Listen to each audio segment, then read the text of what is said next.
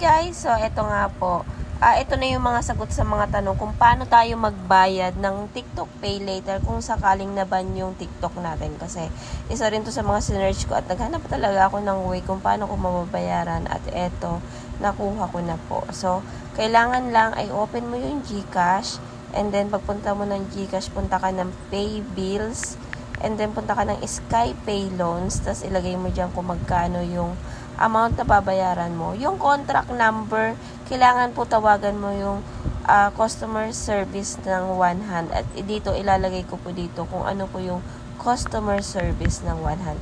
Ilagay mo din dyan kung ano yung mobile number mo na active, and then ilagay mo din yung email address mo para kung sakali yung reference ay mapunta sa email address mo. And then, ganun lang.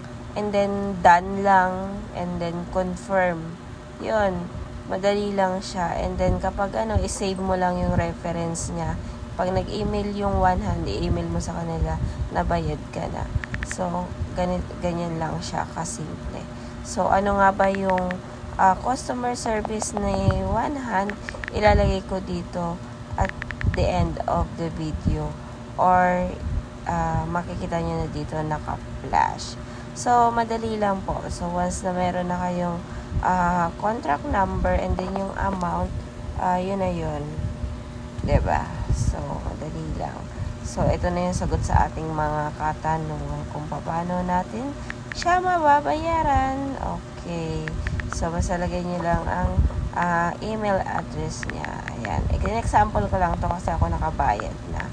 Ayan. So, pag ninote ko dito kung anong contract number ko, baka yun ang bayaran nyo eh. Ayan. Katulad niya. Sky Pay Loans. Siguraduhin nyo lang na nalista nyo yung tama, yung contract number. Hindi kasi in-email yun. Kailangan mo talagang tawagan. Which is contactable naman yung mga nasa TikTok na customer service. Actually, mabilis nga lang silang nakausap ko. O, diba? Ayan. So, madali lang siya. Kaya ako din, naghanap din ako ng way. Thank you.